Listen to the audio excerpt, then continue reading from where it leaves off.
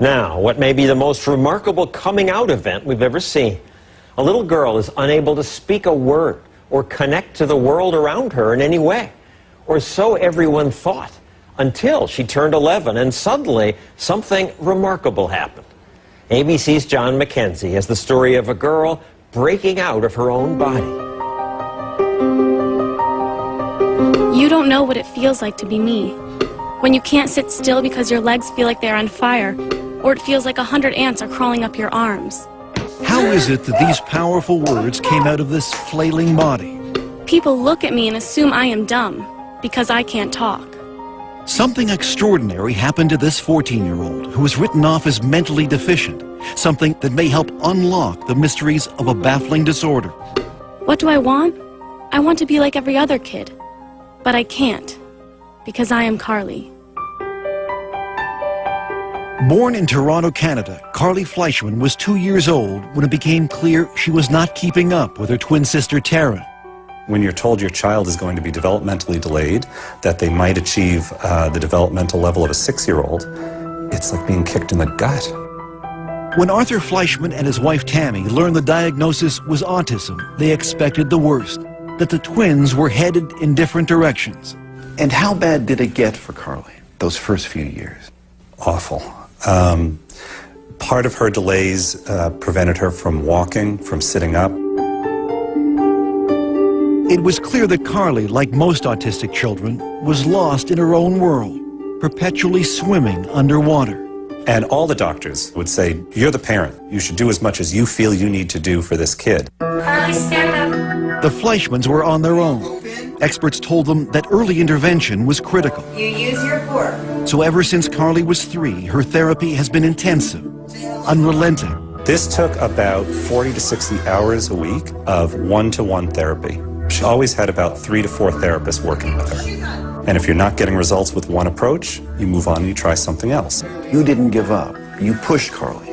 When you look in Carly's eyes, you can see an innate intelligence. So we never gave up. We never gave up. But if there was intelligence, Carly's ceaseless rocking, flailing arms, and tantrums hid any trace of it. Worse, she couldn't speak, not a word. I did not have any expectation that she would have a fluent form of communication. Dr. Nicole Walton-Allen is a clinical psychologist who led Carly's therapy program. Her profile was that of a child who was severely autistic and more than likely moderately mentally retarded.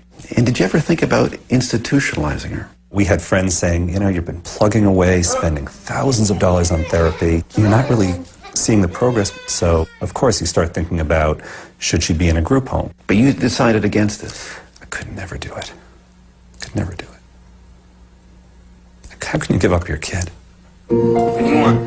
Despite thousands of hours of therapy over months and years, Carly's progress was excruciatingly slow. That is until one day 3 years ago when Carly was 11. She ran to a computer for the first time, and what happened next was a breakthrough so profound it would finally pierce Carly's silent, secret world.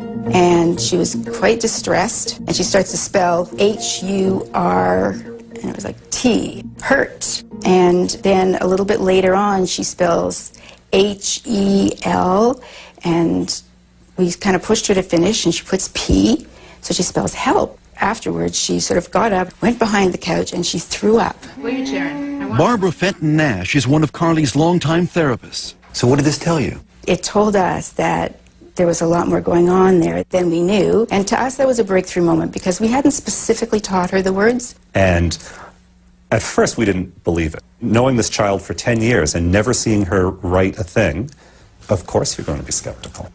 Everyone was, including her other therapists, who were now desperate to see proof. But Carly refused to type, exhibiting the same hysterical behavior that led experts to label her as mentally retarded. She would strip off her clothes. She would go into the bathroom and she would engage in fecal smearing. So the typing was great, but no one could see it. Here, show me. What was needed was some tough love. If Carly wanted something, she would have to type for it. First type, and then you get. Let's go. Oh, she had to work for it. If she wanted information, if she wanted to go somewhere, she had to type by herself. Finally, several months later, Carly began to type for others. She started to realize that by communicating, she had power over her environment. And what came through her finger, typing one letter at a time, with fluency no one could believe, was astonishing. I am autistic, but that's not who I am.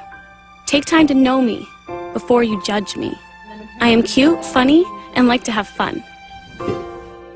Through her torrent of words, Carly began to unravel the mysteries behind her often wild behavior. Like banging her head. Because if I don't, it feels like my body is going to explode. It's just like when you shake a can of Coke. If I could stop it, I would, but it's not like turning a switch off. I know what is right and wrong, but it's like I have a fight with my brain over it. Use your words.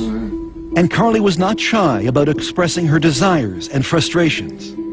I want to be able to go to school with normal kids, but not have them getting upset or scared if I hit a table or scream. I want something that will put out the fire. We were also horrified because for years we had spoken in front of her as if she wasn't there. Now, for the first time, Carly was able to have conversations with her parents. You think you can write back to Dad? I want to go on a snowmobile. Can we do it? Will you go on one? I think it would be fun. So here's your daughter, and finally you get to meet her. Mm-hmm. What was that like? Overwhelming. Overwhelming. I stopped looking at her as a disabled person. You promised. Did you lie to me? And started looking at her as a sort of sassy, mischievous teenage girl.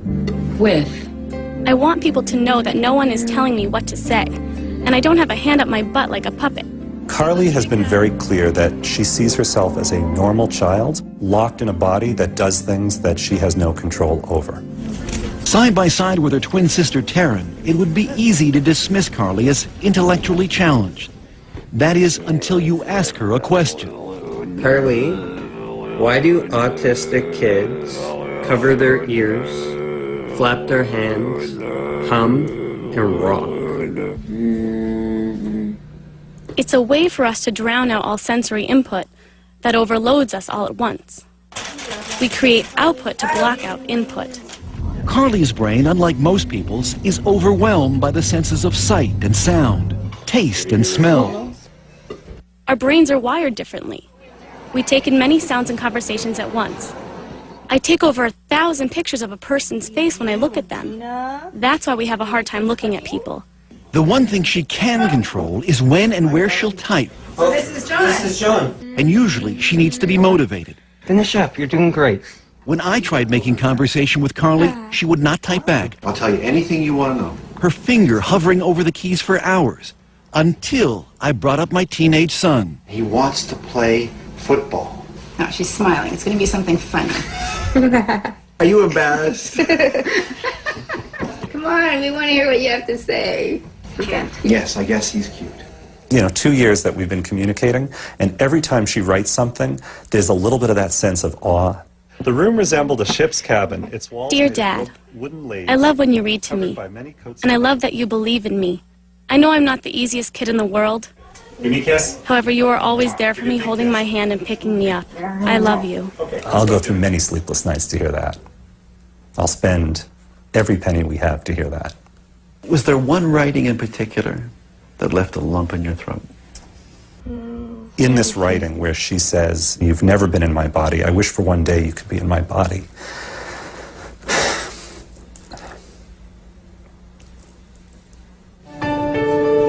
A year after we first met Carly, she is happier, calmer, more independent. Come on, let's get this in the pan. She's even writing a novel.